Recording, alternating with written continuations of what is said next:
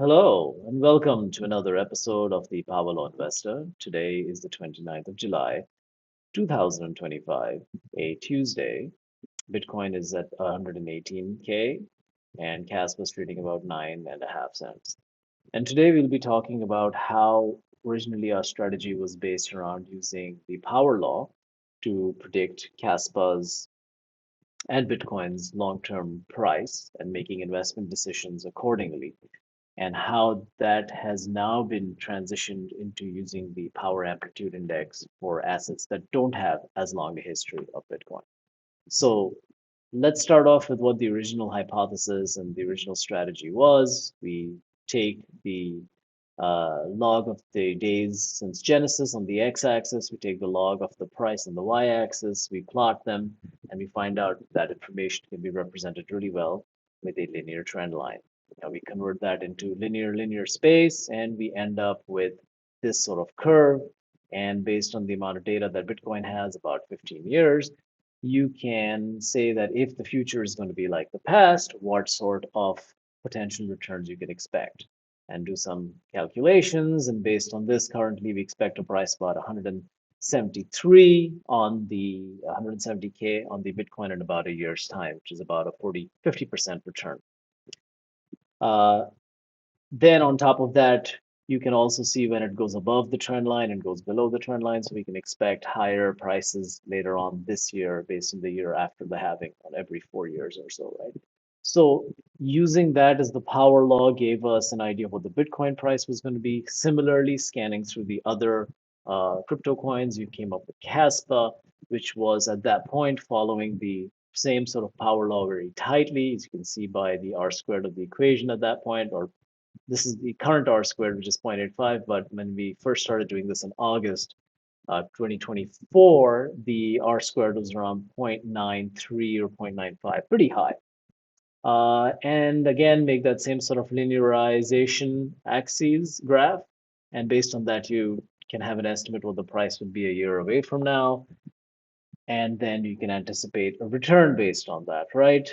But as we know, in the case of Kaspa, the future was not like the past. From about third quarter of 2024, the price of Kaspa has consistently undershot that trend line. And we don't know if this is a short-term deviation. It may go back to the trend line or it may not go back to the trend line. We just don't know. And we can't really assign probabilities to that because we just don't know. This is a relatively new asset. And you can see it has only about, 3 years or so worth of data. So in that sort of condition, we have to come up with something new. But knowing what we knew then, what was the right strategy, right? The right strategy was to DCA in a certain amount every day because the prices were going up, the power law was telling us that the prices would increase, and to increase the amount we were putting in as the price fell a bit further and further below the trend line, right? And so I originally started this in August 24, as I said, and the idea was originally DCAing every day at about $100 and splitting that $100 on the basis of which was going to give us the better return and which one we had the most confidence in, right? And so Bitcoin, we had more confidence, but a lower expected return. And Kaspa, we had less confidence, but a higher expected return. So balancing those two out and keeping a certain allocation to cash. So it was dynamically calculated in the beginning, but as time went on, I sort of opted for a simpler distribution of 20% allocation to Bitcoin, 60% to Kaspa, and 20% in cash that got allocated to Kaspa as the price dropped. Now, as the price of Kaspa did drop, here we were buying more and more Kaspa, but because we were DCAing and we actually had this interesting effect that we didn't actually lose money on the whole. In fact, when you look at the calculations that I've completed up to today, you can see that overall the strategy generated a 7% return, right? The majority of the cash went into Kaspa, and the average Kaspa price paid was about point zero, was about 9.5 cents, right? Which is not too far from where the price is right now. So we didn't really end up losing a lot of money. But really, the profitability came from the Bitcoin side of things because the Bitcoin has considerably appreciated more proportionally than Kaspa has. And so the average price of the Bitcoin paid was 91,000. Currently, it's about 118. So we ended up making some gains on that with an overall profit of about $5,000 on $65,000 invested, right? That's about 7% or so. So while this strategy did result in some profits, uh, it wasn't the ideal strategy because the power law stopped working for Kaspa within this term, right? From about this point onwards, from about September 24 onwards, it just hasn't really been following the Kaspa, the power law that it had been following up to that point, and just been dropping actually, right? And as I started to understand this process, I had to come up with something that was more effective, right? And as I shared with you, and something that was more effective in helping guide buying and selling decisions. And as I shared with you guys in some of the videos in the past, I came up with the Power Amplitude Index, right? And so I just wanted to give you guys and close this chapter on using this DCA strategy based on the power law for Kaspa because it just hasn't really worked for the last year or so, right? And we need something that is going to work better for that. Now, for Bitcoin, it works fantastically well. Although the Power Amplitude Index also works for Bitcoin, as I also showed in one of my other videos. So let's take a look at that. But I wanted to say, like, hey, overall, the strategy resulted in a 7% return. So it was slightly positive. It wasn't as great as I was hoping, or as everyone else was hoping, I'm sure, who's been following the Kaspa story. But that's where we're at, right? And so, is there a better way to do this? Would there been more effective ways to be making investment decisions? And that's exactly what I want to share with you guys today, and I have shared in the past. Is that first? Let's look at the case of Bitcoin, right? We can see that we had some good buying opportunities in around August. Well, let's look at this, right? So let's go with this one over here, right? So if you're using the power law, you want to find where the maximum deviation from the power law happens, right? So about September 24 and then April 25 were good opportunities relatively for buying. And if you go to the Power Amplitude Index, and the Power Amplitude Index is assigns a color, blue when it is looking back on its history and saying this is a relatively good time to buy, good price to buy, and red when it's a relatively good time to sell or consider selling, right? So if we look at this, it ranges all the way from blue at the zero risk at the zero PAI, all the way to one at the one PAI, right? The most risky. And so if we just look at this, based on that Bitcoin example, I'm zooming in over here. We'll just hide the annotation here. It again, sort of around that same sort of period around August, September of 24, and then again in March and April of 2025.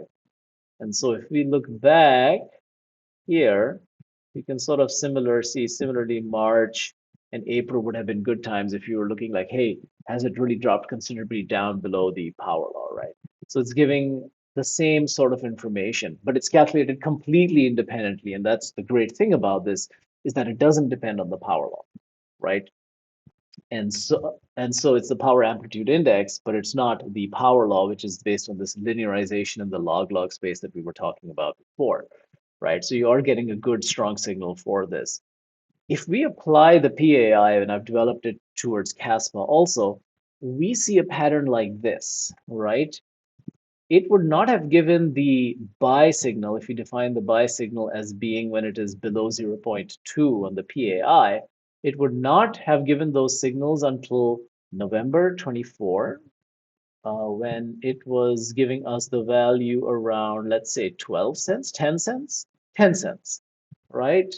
And then it would not have given us the signal until we were in February 25, and it sort of gave that signal all the way from about 9 cents to about 8.5 cents, 6 cents in that range, right? Only from 9 cents to about 6 cents. And so what that would have led us to do is to buy only at those particular price points. Now, it can't predict the future, but the PAI is based only on the data that it has received to that time in the past, right? So this is the real-time signal that we would receive if we were on October 31st, 24, around Halloween. So from that perspective, we would have done a lot more concentrated buys and we would have DCA'd at that point, and probably we'd have ended up with better results. I haven't actually run the math on this because I didn't have the PA at that point. It really was something I've developed over the last few months, inspired by how the power law anticipation was not working. We would have ended up making much tighter buys towards the bottom and had a much higher profitability. But also the most important thing is you wouldn't have this crazy ups and downs as well, right? Because that sort of volatility in investors' portfolio is not something that can be really, that no one really wants that, right? We want the volatility on the upside, but we don't want it on the downside, sort of thing. So from that case, it have led to a much smoother ride with the same or higher degree of profitability, right? And I think it would be considerably higher. And I've also started developing this to crypto associated stocks, and I've done this for Coinbase, right? And for Coinbase, it's also is making the numbers are pretty solid, right? You can see that it fired off a signal on Coinbase is that every particular crypto or stock has a systematic calibration procedure that needs to take place. And they don't end up with the same sort of metrics. And you have to look back on the history of that particular crypto or security, right? But you can see that it did a really fantastic job of calling the exact bottom. If you set 0.4 as the risk band for this, right? Let's turn this on, right? You can see that, which one is missing? It's not this. Here we go, the reds are missing. So it did a really good job of calling the bottom because you can see that blue signal popped at 0.4 when the price of Coinbase was around 160. And if you look at it today, it's already at 379, right? So maybe not a good time to be buying Coinbase right now, but this would have been a good thing calling out. The PAI would have correctly identified the right buying opportunities with a 0.4 risk level. Right? And so, yeah, let's look at currently what it is telling us about the Bitcoin and the Kaspa market. The PAI is at 0.44, right? Which indicates that we do have more room to run. Typically, when we've had peaks in the past, at the top, you end up the value of about 0.5, right? So if you look right over here, you got 0.5 right at the top. And we're considerably lower than that at 0.44. It's getting a little warm maybe, but still lots of ways to run. And similarly, so with 0.44 over here, I still think it's a good time to DCA into Bitcoin. The other thing that I'd like to talk about in terms of Kaspa is that we are going to be at a current risk of about 0.39, which isn't a particularly high risk, but it isn't exactly the best buying opportunities that we've seen in the past, right? And so I'm not convinced that we've entered alt season as yet. And even if we've entered alt season, it's uncertain whether Kaspa is going to be one of the best performing coins or not. But using this risk metric, you can see, hey, if I do want to be sure about making an allocation that is going to be at the best price, I want to be waiting for when it is at a lower risk metric or lower PAI. And we haven't got that quite as yet. So I just wanted to give you guys an update on how we did in terms of our overall DCAing using the power law. We ended up with a profitability of 7.14%. And even though there was a lot of volatility in the portfolio, overall, we ended up making money because of the Bitcoin. And from the Kaspa side, we were neutral, but because we were DCAing in and DCAing in more at lower levels, that was informed by the power law, we were able to walk away with a small profit. All right. And so that's about it for this update. Right now, again, the Bitcoin current risk is at 0.44, so there's still some opportunity to run, and that we have definitely opportunity to run in terms of Kaspa, but it's uncertain whether we'll have better buying opportunities or not. For me at this point, I really want to get in when it's going to be really good deals, and I have the PAI developed. And I think we're probably going to get at least one shock into the system before it's time for all season and Caspa season to start. So please like and subscribe and leave any comments below, and I'll try and answer them as soon as possible. All the best. Cheers.